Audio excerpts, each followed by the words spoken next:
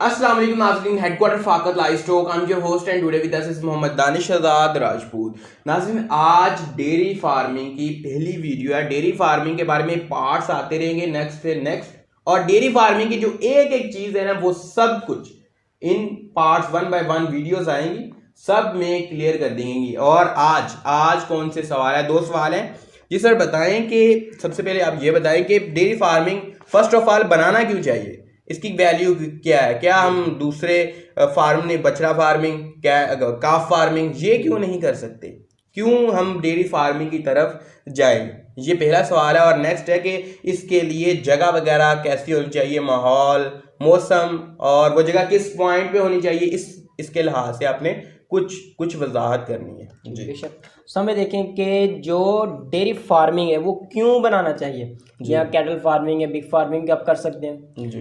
Dairy farming एक वाहद business है farming में कि जिसकी आप इन्वेस्टमेंट करते हैं तो इंशाल्लाह नेक्स्ट डे ही आपको उसकी अर्निंग स्टार्ट हो जाती है, यानी पैसे आना शुरू हो जाते हैं जी। आपके खर्चात, आपके जो भी सेटअप है आपका, वो बिल्कुल आसानी से आपका गुजर बसर होता रहता है जी। आपको कोई इजाफी लोन्स वगैरह नहीं लेने पड़ते। वाहद एक बिजनेस है। और दूसरा कि आपके जो एक इसका जो बच्चा होता है, आमतौर पर तो बच्चा सेल कर दिया जाता है, लेकिन इसको बच्चा अगर आप अपने फॉर्म में ही रखें तो एक फार्मर की एक कह लें साल बाद एक लॉटरी निकल आती है कि वो एक अलग ही उसकी प्रॉफिट बनती है।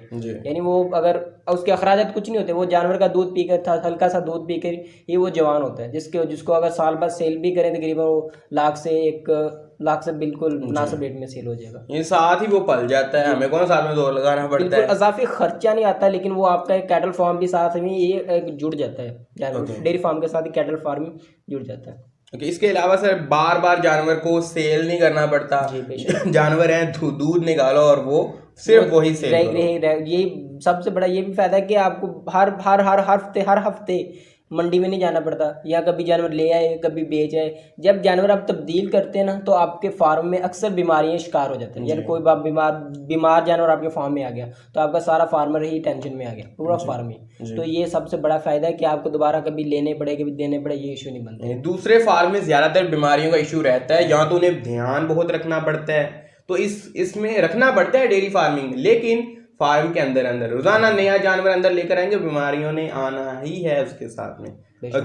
ओके सर, नेक्स्ट क्वेश्चन कि किस जगह पर हम ये रखें, माहौल कैसा हो, शहरी, गांव, और वो उसका जगह का मौसम कैसा हो, वहां पर चारा आम हो, ये कुछ आपने पॉइंट्स। एक समय जहां भी आपने डेयरी फार्मिंग करनी है उस जगह पर आप अपना चारा वगैरह बो सकें, या शहरी एरिया हो या गांव एरिया हो। अगर बेहतर है कि गांव से तकरीबन दूर है, शहर के करीब हो। जब शहर के करीब फार्म बनाएंगे तो आपके दूध का रेट अच्छा लगेगा और बासानी सेल हो जाएगा। ऐसा नहीं होगा कि आपका दूध का भी रेट बहुत कम है, आपको प्रॉफिट ही नहीं होगी, या फिर दूर से ले जाना पड़ेगा, या दूर से लेके जाना पड़ेगा, वो दूध खराब हो जाएगा।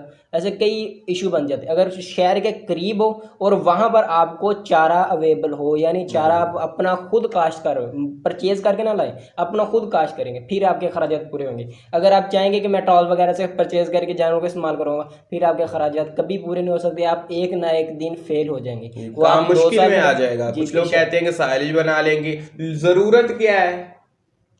बेशक आपको जरूरत ही कोई नहीं कि आप सारिज को अपने इतना अखराजात करें, अगर स्टॉक रख सकते हैं अपना, मुश्किल में जाने की जरूरत क्या है? लेकिन बेहतर है कि जो सब्ज चारा आपके पास, जो ताज़ा चारा वो मिलेगा, जानवर उसका एक रिजल्ट भी बेहतर आएगा और जानवर खाएगा भी अच्छी तरह, और उसका जो एक दूध में असरअंदाज होगा वो एक लाजवाब असर। कुछ सर मौसम होता है कि फॉर एग्जांपल सिटी के इलाके में बहुत ज़्यादा गर्मी होती है, अगर वहाँ के फार्मर सोच लें यार मैं डेयरी फार्मिंग स्टार्ट करता हूँ, बहुत पैसे इसमें, तो मौसम के लिहाज से बता देंगे वहाँ पे मौसम कैसा हो, ये ना हो गर्मी में और वो दूर बढ़ाने के बारे में सोची जाए।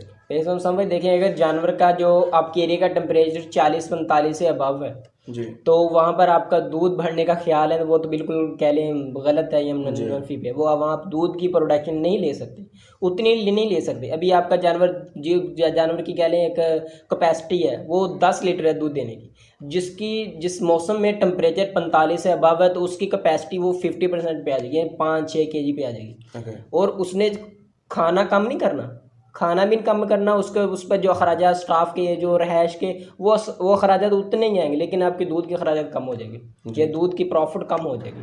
तो वो आपका जो फार्म, जो अखराजात है वो उतने ही रहने हैं, खाना उसने उतना ही खाना है, सब कुछ वही रहना है, लेकिन आपके आउटपुट प्रॉफिट बहुत कम हो जानी है मौसम के लिहाज से। अगर सर गर्मी है तो फिर हमें कौन सी फार्मिंग करनी चाहिए बताएं? अगर आपके यहाँ गर्मी है तो बेहतर है आप कटड़ा फार्मिंग करें और साथ में एक डिग्गी वगैरह जो पानी वगैरह वो बड़ा सा तालाब वगैरह बना ले, माहौल बना रहेगा। ओके जी, तो नाज़रीन हमारी जो इसके नेक्स्ट पार्ट है वो तो यहाँ पर वीडियो आ चुकी है और ये वीडियो आप देख सकते हैं। इसके अंदर बताया गया है कि किस नस्ल की आपने लेनी है, जानवर की कौन सी वो निशानियां होती हैं कि ये जानवर दूध ज्यादा देता है, ये निशानियां देखकर लिया करें, क्योंकि चारा सबने वंडा सबने एक ही खाना होता है लेकिन दूध कुछ ने ज्यादा देना होता है। तो वीडियो आप देख सकती हैं। ओके, इसके अलावा हमें दें इजाजत और अल्लाह हाफिज।